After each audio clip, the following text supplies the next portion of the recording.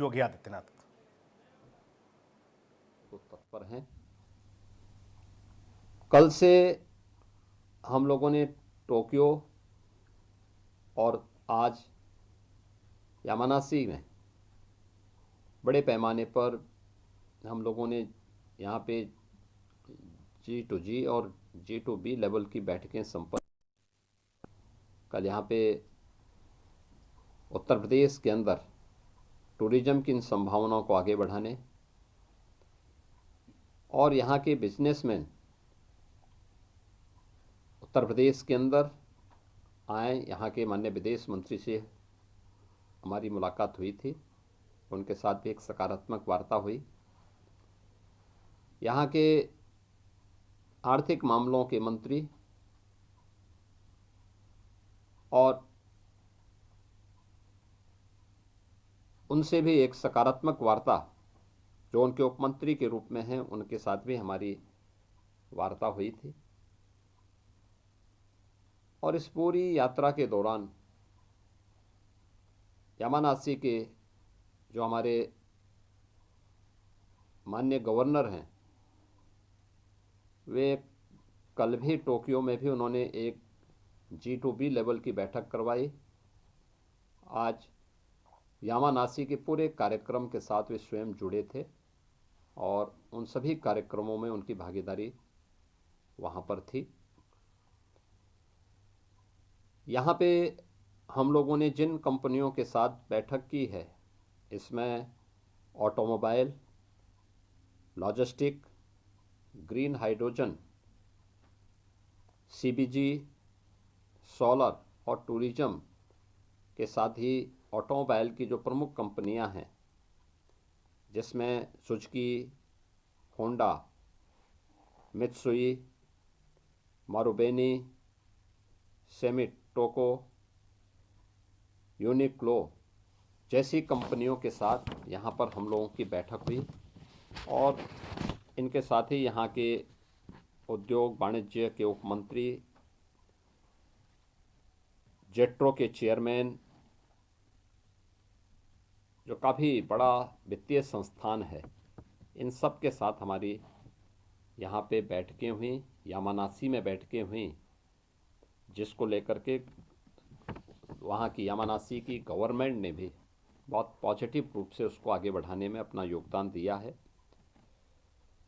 इसके साथ ही जिन मुद्दों पर हमारी चर्चाएं आगे बढ़ी, आज हमारे पूरे डेलीगेशन को यामानासी गवर्नमेंट ने, यामानासी ने ग्रीन हाइड्रोजन में जो प्रोग्रेस की है जापान के अंदर, उस प्लांट का विजिट करवाया था।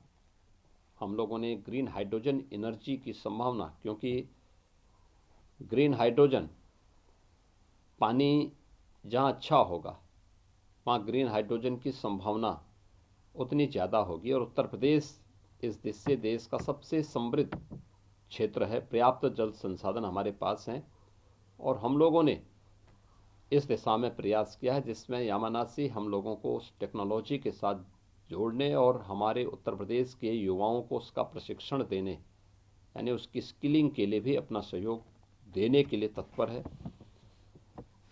जापान और यूपी के बीच में MSME में टेक्नोलॉजी को लेकर, उसकी ऑनलाइन सेलिंग को लेकर और अन्य मुद्दों को लेकर के भी सहयोग की बात हुई और इसको हम आगे बढ़ाएंगे।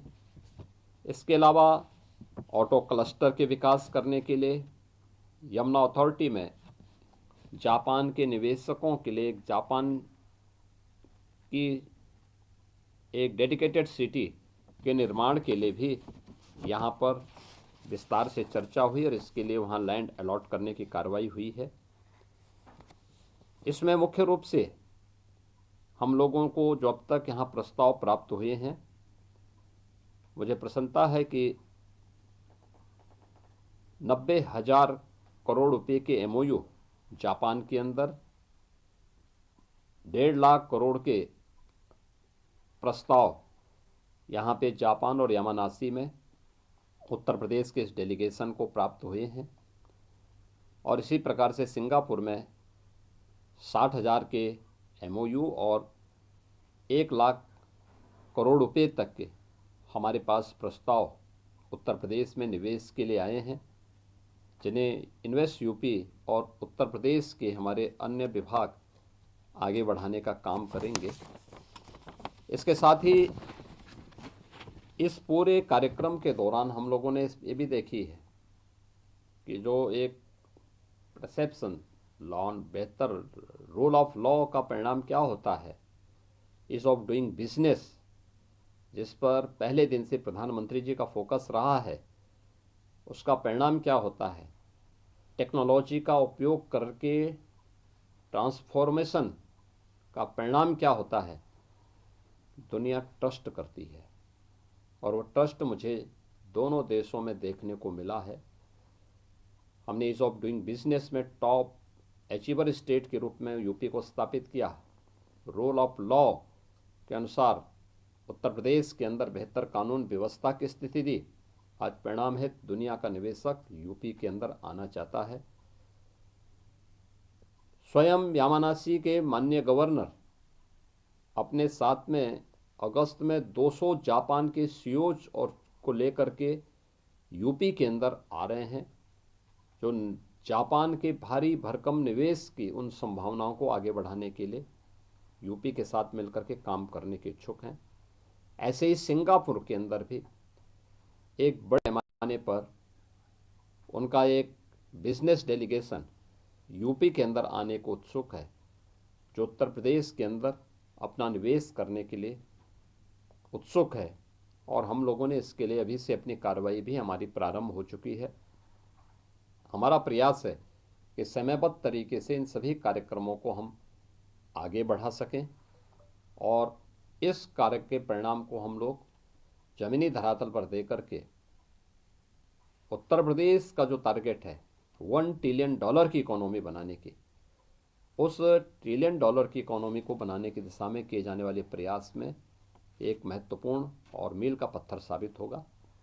मैं आज के इस अवसर पर अपने दोनों मिशन से जुड़े हुए अधिकारियों को, सिंगापुर के हमारे जो माननीय उच्चायुक्त हैं उनके और उनकी पूरी टीम को, मैं यहाँ के राजदूत, जापान की राजदूत और उनकी पूरी टीम को, जिन्होंने बहुत पॉजिटिव तरीके से पहले से भी होमवर्क किया था, हमारी टीम के साथ भी पहले से काफ़ी होमवर्क करने के बाद इस पूरे कार्यक्रम को सफलतापूर्वक आगे बढ़ाने में अपना योगदान दिया।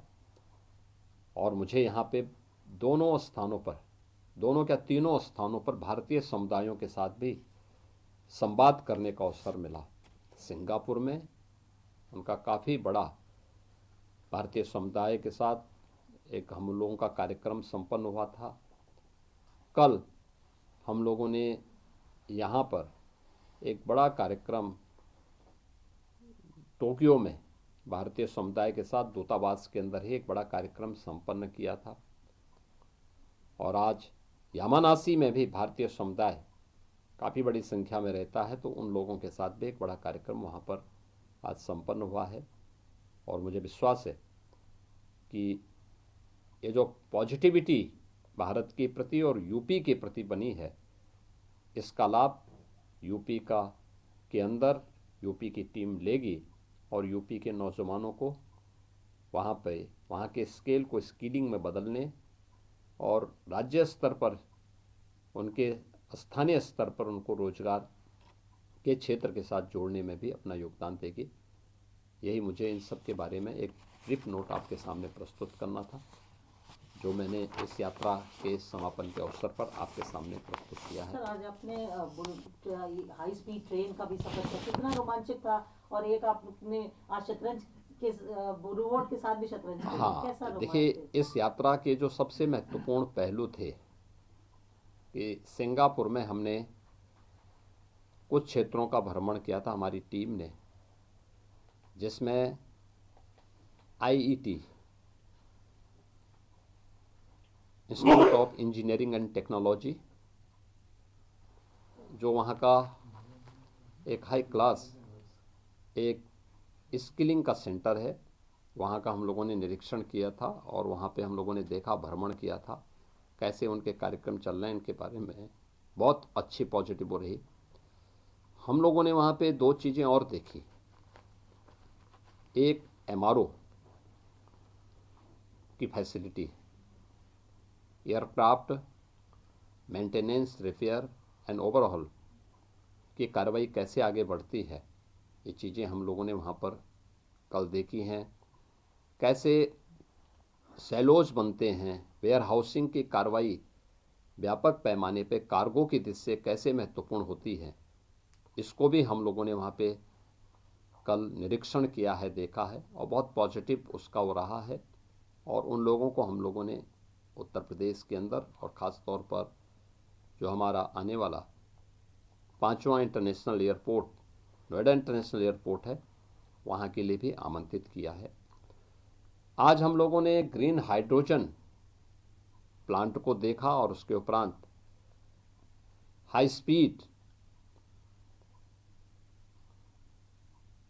सुपर हाई स्पीड ट्रेन को न केवल निरीक्षण किया बल्कि उसमें यात्रा भी की है।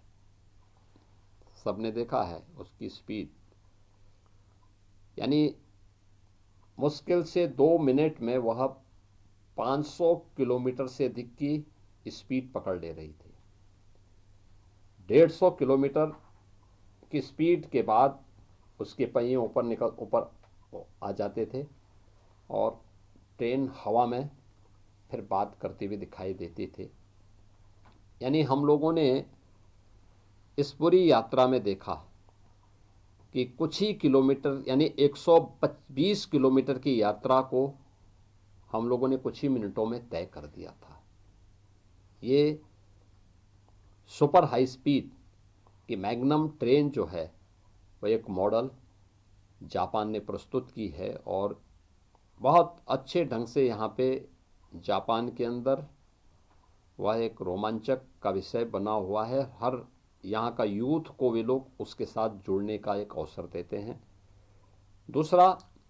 तीसरा जो हम लोगों ने यहाँ पे वहाँ पे आज देखा है वह था रोबोटिक का एक कारखाना और उनके R&D सेंटर को, कैसे उद्योगों में रोबोटिक की भूमिका आधुनिक परिप्रेक्ष्य में कैसे महत्वपूर्ण हो सकती है। उन्होंने एक एक क्षेत्र में वहाँ पे देखा है और ये आज की जो टेक्नोलॉजी है उस टेक्नोलॉजी का उपयोग करके कैसे हम क्वालिटी ऑफ लाइफ को बनाने में योगदान दे सकते हैं, उसका उदाहरण वह रोबोटिक की जो फैक्ट्री थी वह और उनका R&D सेंटर इस बात का उदाहरण प्रस्तुत कर रहा था। मुझे ये देख करके बहुत प्रसन्नता हुई और इस पूरे कार्यक्रम में यामानासी प्रांत के माननीय गवर्नर और उनके डिप्टी गवर्नर भी हमारे साथ में इस पूरे कार्यक्रम में आयोजन के साथ जुड़े थे और उनका बहुत पॉजिटिव योगदान इस पूरे आयोजन के साथ जुड़ने को और इस टेक्नोलॉजी को उत्तर प्रदेश के साथ जोड़ने के लिए भी उन्होंने अपनी प्रसन्नता को व्यक्त किया कि हम इसको यूपी के साथ जोड़ने में उन्हें प्रसन्नता की अनुभूति होगी। धन्यवाद जी। एक क्वेश्चन जो पूछना सर, जापान और सिंगापुर के दौरे के बाद उत्तर प्रदेश में या भारत में कितने लोगों को रोजगार मिलेगा? देखिए, ये सभी कार्यक्रम जो भी हैं उत्तर प्रदेश के अंदर स्केल है, लैंड बैंक है और निवेश के लिए हम लोगों ने सेक्टोरल पॉलिसीज भी हैं। तो स्वाभाविक रूप से यह एक नई शुरुआत होगी।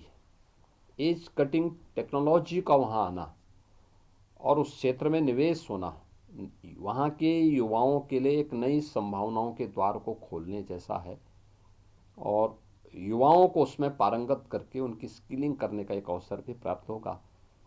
वहाँ से ट्रेंड मैन पावर दुनिया के अंदर किसी भी देश में जा कर के बेहतर परिणाम दे सकते हैं और इसके लिए मेरा मानना है कि अगर यह 1.5 लाख करोड़ के MOU ज़मीनी धरातल पर उतरते हैं तो कम से कम 5 लाख से अधिक युवाओं को इसके माध्यम से नौकरी और रोजगार की संभावना आगे बढ़ सकती है। धन्यवाद।